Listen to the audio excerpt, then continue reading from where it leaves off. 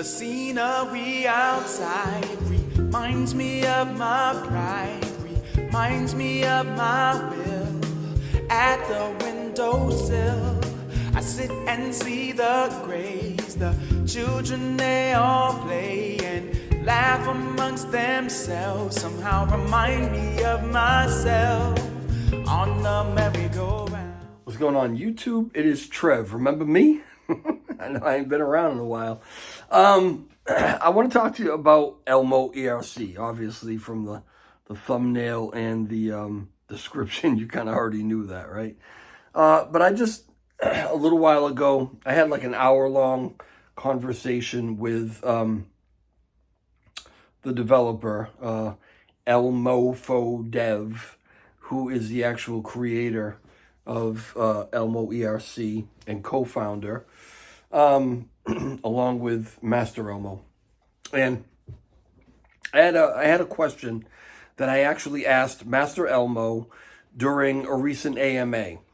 I didn't feel like I got a good enough answer, but that wasn't Master Elmo's fault. I'm pretty sure I probably didn't articulate the question properly. And I don't think he really understood what I was getting at. So, because I talked to ELMOerc regularly, we had a conversation today, and I brought up this question. So, the question basically was this. So, we've already talked about how ELMOerc is a very deflationary token. There's a 10% tax on selling, no tax on buying, and there's a lot of benefits that come along with that, right? I don't want to rehash it. We've talked about it plenty here. Matthew Perry talks about it plenty. It's kind of a unique system, and it's awesome, right? So everybody has made such a big deal of this burning mechanism. And let me, just in case you haven't seen any of this, when I say burn, they started off with 1 billion tokens, right? Pre-launch. So they got rid of, I'm not going to use the word burn, they got rid of half of that, right? 500 million. And when I say got rid of, they sent that 500 million to a null address. Some people call it a black hole or Genesis, a lot of different words for it, but not a burn wallet. And what I've come to learn from some people is that when you send something to a burn wallet, right? Think Lunk, think Shib, think, any project out there that's talking about burning and sending things to a burn wallet, it still exists. It's in a wallet, right? Allegedly, there's no key, or the keys are gone to this wallet. Where do they go? Who had them? How do you know there's not a copy? Bottom line is this. When something is sent to a burn wallet, it could potentially be recovered, right? Might be news to you. It was news to me. But it's possible. And so the difference between a burn wallet and the null address, or the black hole address, is once they're sent to this address, they do not exist anymore. They're gone. They're just gone, right? Like into a black hole. So they sent 500 million to this null address and launched. Okay, so launched with 500 million. Again, 10% tax on every sell. So in the last, has it been 2 months? They've gotten rid of a quarter, more than a quarter, I think, of that 500. Something like maybe 127 million, 130 million. I don't have the numbers right in front of me. Obviously, I'm recording tonight on my phone. Straight up too lazy to go set up the whole computer thing. And it really wasn't necessary for the points I'm trying to make anyway, right? So I think it's it's better than a quarter of the supply has already been gotten rid of within a couple months. But price, right? That's what we're concerned about all the time. The price started off, when I got involved, it was something like 0.004 maybe 0.003, 0.005, somewhere around there. And then it shot up. We got to 1 cent, we got to 2 cents, we got to 3 cents. 0.033, I think, is the high, somewhere around there. But it's come back down. And a big deal, again, is made about this deflationary thing, saying that, and it's true, as whatever you're holding, right? Whatever percentage of the project you're holding, it could be 0.001% of the project that you're holding right now, right? As the supply is reduced by getting rid of these tokens, right, via this tax or whatever, you're now holding a larger percentage of the program, of the project, right?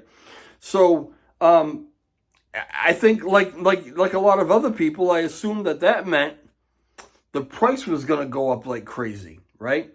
But we haven't really seen that. So we saw it get up to 0.033, and then it's come down. It's been sitting somewhere around the 2 cent mark, right? Last time I just checked, I think right before I actually started making this video, I think it was at 0.019, right? And it's come up and down, 0.16789 cents, right? And that's where it's been. So my question was, is there a point where we will burn off a certain amount, a certain percentage, whether that's 50%, 80%, whatever it is, right? Once we burn off that amount, every time there is a buy, will we see more of an exponential effect on the price than we've seen? Because we've burned off, again, more than a quarter of the supply, and the price is still kind of at that 2 cent mark, and it's not really going up from there, right? So the answer that I got from ELMOerc Dev was, yeah, but provisionally, it does depend on some other things. And I love learning, right? I've told you guys before, I don't know. I'm learning as I go, and anything that I learn, if I can pass on to you, great. So he told me that a lot of it has to do also with liquidity. Now, if a project's liquidity is actually too strong, in other words, if there's too much in the liquidity pool or whatever, right? That actually makes less volatility. And what that means is that when you buy, it's going to have actually less of an effect on the price. So what they want to do is they want to strike a good balance with the liquidity, right? And they want to have what they call maybe medium to maybe medium low liquidity, because that will provide more volatility. So when there's a purchase, it has more of an effect on the price. I suppose when there's a sell, it also does the same thing the other way, right? But some numbers were thrown at me, and basically it was shown to me how right now at this supply, at this market cap, if somebody buys 1 million tokens, it will move the price maybe around 20%, right? But as we reduce that supply, if we can keep that liquidity at the right spot, maybe every million will move it, 30%, 40%, 50%. So the lower the supply gets, the more effect purchases are going to have on that price, right? But we're not there yet. We're not there yet. We still need to continue to reduce the supply, which, as people sell, we're, getting rid of supply every day, which is awesome. But we need more volume. We really haven't had the kind of volume that we'd like to see. And there are some things to talk about as far as that goes too, right? So part of the conversation that we had was about volume. For anybody who is expecting ELMO, or really any cryptocurrency that you're involved in right now, anyone who's believing the hype of the dev teams that are out there telling you we're going to moon, right? Or even the rest of the community that's telling you that, any day now we're on our way. You're probably not. You're probably not. Because right now, everybody's heard it, bear market, right? But more so than even bear market, there's not any new money coming into the space, right? Now, I was asked, was I around for the last bull market? And actually, no, I wasn't, right? I really haven't been involved in crypto that long. And I was told, it's like a feeding frenzy, right? You can put $100 into almost anything and expect it to 10, 20, 30x, right? People are just pouring money into it for no reason, right? It just goes crazy. But we're not there right now. There's no new money coming in. You'll see transactions, but a lot of it is swapping from this to that. Maybe you've got something being held in a project that it really hasn't been moving for a while. You don't expect it to really go anywhere right now. So you might take some of your assets out and put it into something that you think maybe just launched or has a little more hype right now, has the ability to maybe make you some money a little faster. And then, maybe you'll take that money and put it back into that project for the long term if you believe in it. There's a lot of things like that going on, but there isn't a lot of new money pouring in. And until that new money starts pouring in, we are not going to see the volume that we'd like to see in any of these cryptocurrency meme coins or whatever else, right? That's why we're seeing a lot of very stagnant charts, or we're seeing charts that are even going down a little bit, okay? Now, 2024, we have the Bitcoin halving. And I've heard everything from 6 months before that to 3 months before that. You start to see this bull run happening in anticipation of this Bitcoin halving. Once we see that happen, now we'll see new money start coming in. Then there's the FOMO. There's all those things that are going to bring the prices of a lot of these projects, these tokens up. But for my Elmo friends right now, here's what you're going to look for, right? Not only in this team, but in any other project that you're involved with. The team knows what's going on. The team knows that you're not going to have crazy growth right now until we really hit that bull market and we have the new money pouring in. So right now, any smart team is developing, is introducing utility, right? That's going to do a couple different things. One, it's going to keep the holders that are involved interested, because you get excited that the token is developing new things. You can do new things with it, whether it's games or whatever, right? The other thing that it does is it proves to you and it gives you confidence that the team is here for the long haul. They're here waiting for that bull run, and they're going to do everything that they need to do to put it in a position so that once it happens, we're off to the races. But they're not going anywhere, okay? As they keep developing and keep introducing this utility, they're letting you know, hey, we're in this project, right? We're good. We're good. We got you, right? So, that's what you're going to see from the Elmo team right now. I'd say we're in what I'm going to call a holding pattern. Okay, you're not going to see that dollar right now. You're not even probably going to see 50 cents or a quarter or even 10 cents, right?